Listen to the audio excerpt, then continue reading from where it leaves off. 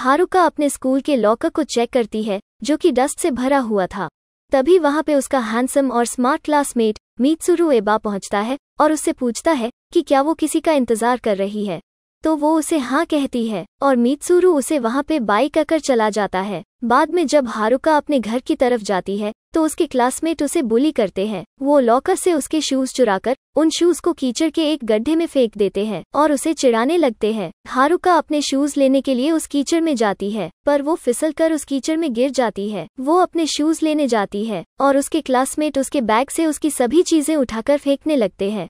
टाकिबाना वहां पे कहती है कि वो लोग ये कर रहे हैं क्योंकि उसने टाको की फीलिंग्स को हर्ट किया है, पर टाको उसे मना करती है और कहती है कि इसका एबा के साथ कोई लेना देना नहीं है। हारुका साइलेंटली अपनी चीजें उठाकर अपने घर की तरफ चली जाती है। जब वो अपने घर पहुंचती है तो उसकी बहन शोको उसकी इस हालत को देखकर रोने लगती है।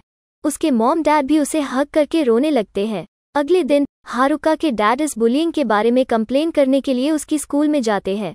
वो मिस मनामी को सब कुछ बताते हैं पर वो टीचर उनकी कंप्लेन को कम्प्लीटली इग्नोर करती है और उसे ग्रेजुएशन कंप्लीट होने तक स्कूल ना आने के लिए सजेस्ट करती है। बाद में हारुका अपने क्लासरूम में जाती है तो वहां पे 3 लड़कियां उसके डेस्क को बिगाड़ रही थी और वो उसके चेहरे पर उस डस्ट को भी फेंकते हैं। दूसरी तरफ हारुका के डैड मिस मनामी के साथ मीटिंग करके बाहर आते हैं और तभी हारुका का एक क्लासमेट उन्हें पीछे से किक मारकर सीढ़ियों से गिरा देता है। जब मिस मनामी क्लासरूम में पढ़ा रही होती है तो तभी हमें हारुका की बेंच पर एक मरे हुए क्रो का खून ड्रिप होते हुए दिखाई देता है। कुगा मिस मनामी को इसके बारे में कहता है पर मिस मनामी उसे इग्नोर कर देती है। एबा और कुगर आमने सामने एक दूसरे से बात करते हैं। तभी टाको पेपर पे कुछ लिखती है और आगे भेजती है। बाद में वो स्टूडेंट्स उस पेपर को मिस मनामी की तरफ फेंकते हैं। मनामी डर के मारे क्लासरूम से बाहर आकर उल्टी करती है और वो स्टूडेंट्स उसके ऊपर हंसने लगते हैं। बाद में जब शाम को हारुका अपने घर पर पहुंचती है तो उसे पता चलता है कि उसके डैड बुरी तरह से इंजर हो चुके हैं। उसके डैड उसे कहते हैं कि अगर सब उसे स्कूल में बुली कर रहे हैं तो अगर उसे स्कूल में नहीं जाना तो भी चलेगा।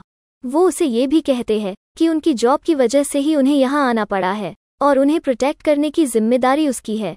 अगले दिन हारुका को बुखार हो जाता है तो उसकी माँ उसे स्कूल में ना जाने का कहकर घर पर ही आराम करने के लिए कहती है। बाद में उसकी बहन उसके पास आती है और उससे पूछती है कि क्या वो अच्छा फील कर रही है। वो उसे अच्छा फील कराने के लिए नाचने लगती है। अगले सीन में हम स्कूल में पहुंचते हैं जहां पर हारुका के क्लासमेट उसे याद कर रहे थे। वो किसी को उसके घर पर उसे देखने के लिए भेजने का डिसाइड करते हैं ताकि वो जान पाए कि वो ठीक है या नहीं। वो रूमी को उसके घर पर भेजते हैं और हारुका को हर रोज स्कूल आने का सजेस्ट करते हैं। वो रूमी को भी धमकाकर कहते हैं कि अगर वो ये नहीं कर पाई तो वो उनका अगला टारगेट बनेगी। रूमी फिर उसके घर जाती है और उसे पूछती है कि वो ठीक है या नहीं। जब हारुका उसे कहती है कि वो ग्रेजुएशन के पूरे होने से पहले स्कूल में नहीं आएगी तो रूमी उसे कहती है कि अगर वो स्कूल नहीं आएगी तो वो उन बुलीज का अगला टारगेट बनेगी और वो उसे टॉर्चर करेंगे। रूमी फिर उसके पिक्चर्स क्लिक करती है और उससे एक म्यूजिक सीडी के लिए पूछती है जिससे कि वो उन्हें बता पाए कि उसने हारुका से बात की थी। अगले दिन फिर से हारुका स्कूल में नहीं आती तो वो लोग रूमी को वहां की अलमारी में बंद कर देते हैं और उसे टॉर्चर करने लगते हैं। दूसरी तरफ हमें हारुका और उसकी बहन अच्छे मूड के साथ जंगल से जाते हुए दिखाई देते हैं। तभी उन्हें वहां पे मित्सुरु दिखाई देता है जो कि वहां पे फोटोज ले रहा था। वो उन्हें देखकर खुश होता है और साथ में वो उनकी पिक्चर्स भी लेता है। वो उन्हें कहता है कि ये पहली बार है जब वो किसी ह्यूमन की पिक्चर ले रहा है। दूसरी तरफ स्कूल में वो स्टूडेंट्स रूमी को बुली करते हैं और टाको उसके बाल काट देती है।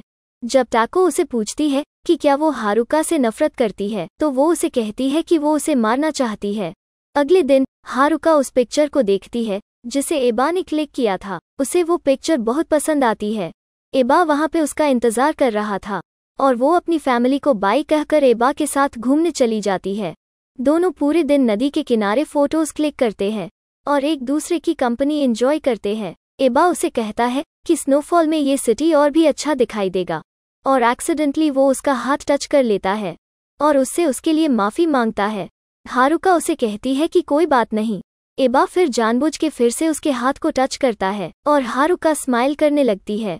जब वो वापस अपने घर जाते हैं तो उन्हें पता चलता है कि कॉलेज के बुलीज उसके घर को देख रहे थे। हारुका फिर दूर से नोटिस करती है कि उसका घर जल गया है वो भागकर अपने घर तक पहुंचती है और अपने घर को जलता हुआ देख रोने लगती है।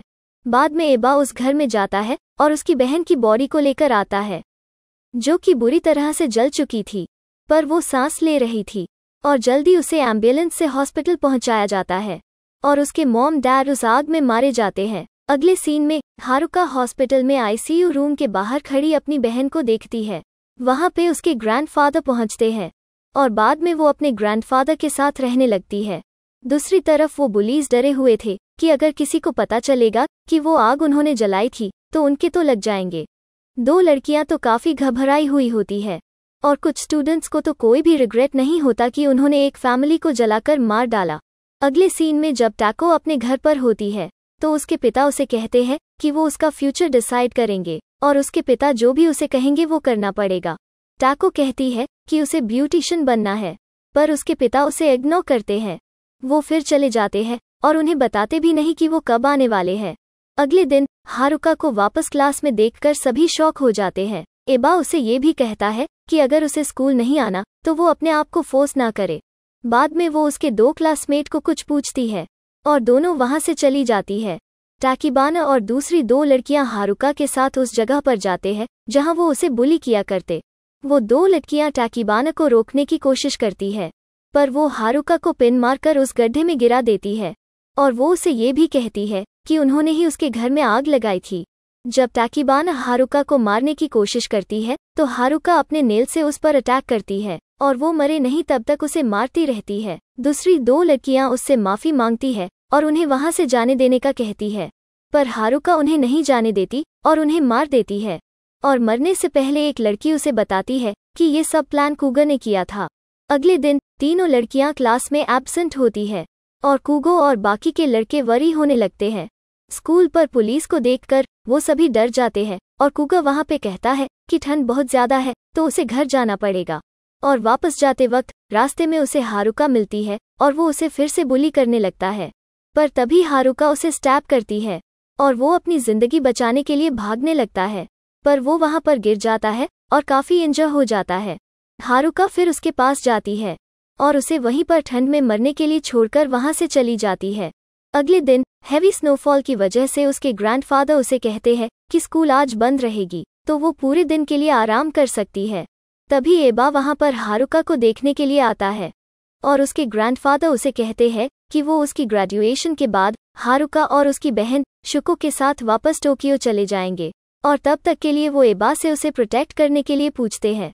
अगले सीन में रूमी को दो लड़के कॉल करके कहते हैं कि वो तीन लड़कियां और कुगो भी मिसिंग है जिन्हें हारुका ने मार दिया है और अब हारुका उसके पीछे है, तो वो उसे मारे उससे पहले ही उसे कुछ करने का सजेस्ट करते हैं और वो उसे कहते हैं कि वो कल ही हारुका को मार देंगे। अगले दिन नोज़ाकी जंगलों से चलकर जा रही थी। जब वो लिवर लीफ फ्लावर को एडमायर करने के लिए रुकती है तो वो दोनों उस पर अटैक करते हैं। वो उसे अंडर एस्टिमेट करते हैं और अलग होकर उसे मारने के लिए आगे बढ़ते हैं। इकागावा उसे ढूंढ लेता है और उसे नीचे गिरा देता है। वो नोज़ाकी को कहता है कि वो उसे पसंद करता है और उसे किस करने जाता है, पर नोज़ाकी उसे मना करती है तो वो फोर्सफुली उसे किस करने जाता है और तभी नोज़ाकी प्लायर से उस पर अटैक करती है और उसे मार देती है। दूसरा लड़का दूर से उस पर एम करके उसे शूट करने जाता है, पर वो इकागावा के हेड को शूट करता है और उसे मार देता है। जब वो नोज़ाकी को मारने जाता है तो नोज़ाकी उसे स्टैब करके मार देती है। अगले सीन में हमें उन मिसिंग स्टूडेंट्स के पेरेंट्स दिखाई देते हैं जो स्कूल पर उनके बारे में पूछने के लिए आए थे। अगले दिन एबा नोज़ाकी से मिलने आता है और दोनों बाहर चलने के लिए जाते हैं। दोनों उसी जगह पर वापस जाते हैं जहां पहले एबा ने बताया था कि सिटी यहां से स्नोफॉल के दौरान बहुत ही ब्यूटीफुल दिखाई देगी, और दोनों पहली बार एक दूसरे से किस करते हैं और एबा उसे प्रोटेक्ट करने की प्रॉमिस करता है। बाद में एबा घर पे अपनी दादी से कहता है कि उसे अपनी फर्दर स्टडीज के लिए टोक्यो जाना है और नोज़ाकी के साथ ही जिंदगी बितानी है, क्योंकि नोज़ाकी के पास अब कोई नहीं जिसके साथ वो रह पाए। रूमी अगले सीन में उस जगह पर जाती है जहां पर नोज़ाकी को बुली किया गया था। वो नीचे उन मिसिंग लड़कियों की डेड बॉडी ढूंढने के लिए जाती है और उन लाशों को देखकर वो काफी घबरा जाती है और टाको को इसके बारे में बताने के लिए कॉल करती है, पर टाको किसी के भी कॉल का जवाब नहीं देना चाहती।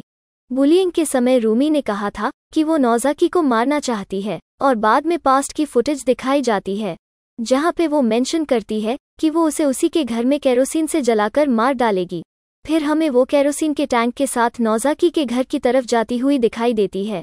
टाको वापस घर जाने का सोचती है और बाकी के लोग आगे नोज़ाकी के घर को जलाने के लिए आगे बढ़ते हैं। अगले सीन में टाको नोज़ाकी के घर उसे मिलने के लिए जाती है और वहाँ पे कोई भी नहीं होता तो वो वापस चली जाती है। रास्ते में उसे नोज़ाकी मिलती है और वो उससे मिलने जाती है। वो उसे वो म्यूजिक सीडी वापस देती है जो रूमी ने उससे ली थी और वो उसे कहती है कि वो पूरी रात उस सीडी को सुन रही थी। जब उन दोनों की आगे की फुटेज दिखाई जाती है तो हमें पता चलता है कि वो दोनों पहले बेस्ट फ्रेंड्स थे और जब नोज़ाकी एबा के करीब आने लगी तो उनकी फ्रेंडशिप पर इसका असर हुआ। बाद में जब नोज़ाकी अपने घर वापस जाने के लिए तैयार होती है तो उसने उसके साथ जो किया उसके लिए उससे माफी मांगती है। जब टाको वापस जा रही होती है तो रूमी पीछे से उस पर नाइफ से अटैक करती है और वो उसे इंजर करने में कामयाब हो जाती है। वो उसे चिल्लाते हुए देखकर खुश होती है। रूमी उसे मारने के लिए आगे बढ़ती है पर टाको उसे किक करके गिरा देती है। टाको उस पर अटैक करने में कामयाब रहती है पर फिर भी रूमी उसकी चेस्ट में नाइफ स्टैब करके उसे मारकर वहां से चली जाती है। अगले सीन में एबा नोज़ाकी को कॉल करके कहता है कि वो भी उसके साथ टोक्यो आ रहा है और दोनों अब साथ में रह सकते हैं, पर हारुका उसे मना करती है और कहती है कि वो टोक्यो नहीं जा रही और वो यहीं पे रहने वाली है। एबा के हाथ पे खून लगा हुआ होता है और वो उसके रिफ्यूज करने के बाद काफी गुस्से में आता है और टेलीफोन को जोर जोर से ठोकने लगता है और बाद में अपनी दादी के पास जाकर सो जाता है और पता चलता है कि उसने अपनी दादी को हारुका के साथ रहने के लिए मार दिया है। और यहाँ ये भी पता चलता है कि उसने अपने मॉम डैड को भी मार दिया था। और हम यहाँ पे कह सकते हैं बचपन में उसके पिता भी उसे बुली किया करते होंगे। अगले सीन में रूमी अपने रूम में घबराई हुई होती है और जब उसकी माँ उससे पूछती है कि क्या हुआ तो वो डॉ पर नाइफ स्टैब करके उसके साथ अच्छा ना बनने की रिक्वेस्ट करती है। दूसरी तरफ उन मिसिंग बच्चों के स्टूडेंट्स अपने बच्चों की डिटेल्स के लिए टीचर से बात करते हैं। वो मिस मनामी को इंसल्ट करने लगते हैं और मिस मनामी गुस्से में आकर उन्हें बताती है कि कैसे उनके बच्चे उन्हें हर रोज बुली किया करते और वो फिर से वहां पर वॉमिट कर देती है। वो रोड पर सो जाती है और स्नो क्रशिंग मशीन के बीच में आकर खुद को मार देती है। हॉस्पिटल के अंदर रूमी शुको को जलाने की कोशिश करती है पर तभी नोज़ाकी वहां पर पहुंच जाती है और उस पर अटैक करती है। जब रूमी उसे कहती है कि उसे अपनी सिस्टर के सामने किसी को नहीं मारना चाहिए तो वो उसे छोड़ देती है और रूमी वहां से भाग जाती है। वो एबा के साथ बातचीत करती है और तभी नर्स आकर उसे इन्फॉर्म करती है कि उसके ग्रैंडफादर बुरी तरह से इंजर हो चुके हैं और उन्हें हॉस्पिटल में लाया गया है। नोज़ाकी को एबा पर शक होता है और वो भागकर उसके हाथ को चेक करती है और उसे पता चलता है कि उसके हाथ खून से रंगे हुए हैं। एबा उसे कहता है कि ये इंजरी उसकी दादी को कन्विंस करते हुए हुई है। रूमी वहां पर पहुंचती है और उसे कहती है कि कैसे उसने उसके घर को जला दिया। वो लोग उसके घर पे पहुंचे और उसकी माँ को बाहर ही जिंदा जला दिया। रूमी उसे कहती है कि आग को देखकर उसे काफी अच्छा लगा। जब उसके पिता वहां पर पहुंचे तो एक लड़के ने उनके पैर पर शूट किया और उनके साथ शौकों पर भी केरोसिन डाल दिया। हालांकि बाकियों ने उसे रुकने के लिए कहा पर रूमी ने बेरहमी से उन्हें जलाकर मार डाला। नोज़ाकी ये सुनकर गुस्से में आती है और उसे मारने जाती है पर रूमी उसे स्टैब कर देती है। एबा रूमी को ब्रूटली मारने लगता है और अपने बैग को नोज़ाकी की तरफ फेंक देता है। नोज़ाकी को वहां पे एबा की एक पिक्चर मिलती है जो उसने उसके घर के जलते वक्त उसकी बहन को बचाने से पहले खींची थी। नोज़ाकी उस पर गुस्सा होती है और वो उसे एक्सप्लेन करता है कि उसने ये पिक्चर खींची क्योंकि वो अपने काम से जुड़ा हुआ है। नोज़ाकी अपने स्टमक से नाइफ को निकाल लेती है और उस पर अटैक करने जाती है। एबा उससे गुस्से में आता है और उसे मारने लगता है। बाद में वो नोज़ाकी की पिक्चर लेने के लिए अपना कैमरा उठाता है पर वो वहां पे लिवर लीफ को खिलते हुए देखता है और उसके पिक्चर्स लेने लगता है। वो नोज़ाकी को कहता है कि अगर वो उसके साथ नहीं रहेगी तो वो उसे वहीं पे ठंड में मरने के लिए छोड़कर चला जाएगा। पर तभी नोज़ाकी उस लड़के के एरो को ले लेती है जिसे उसने पहले मारा था। वो उसे शूट करती है और एरो कैमरा से निकलकर एबा की आई में घुस जाता है और वो मारा जाता है। वो बाद में अपने घर की तरफ जाने के लिए आगे बढ़ती है पर वो बुरी तरह से इंजर हो चुकी थी। बाद में वो अपनी बहन का दिया हुआ नेकलेस देखती है और वहीं पे रोड पर गिर जाती है। अगले सीन में हम टाको को देखते हैं जो अपनी ग्रेजुएशन सर्टिफिकेट लेकर वापस क्लासरूम में जाती है और उसे याद आता है कि कैसे वो और नोज़ाकी अच्छे दोस्त थे और मूवी यहाँ पे खत्म हो जाती है। वीडियो अच्छी लगी हो तो वीडियो को लाइक ज़रूर करना। इस चैनल पे अगर आप नए हो और या आप ऐसे ही फिल्म्स एक्सप्लेनेशन के वीडियोस देखना पसंद करते हैं तो हमारी इस चैनल को सब्सक्राइब ज़रूर करना। Have a good day and thanks for watching.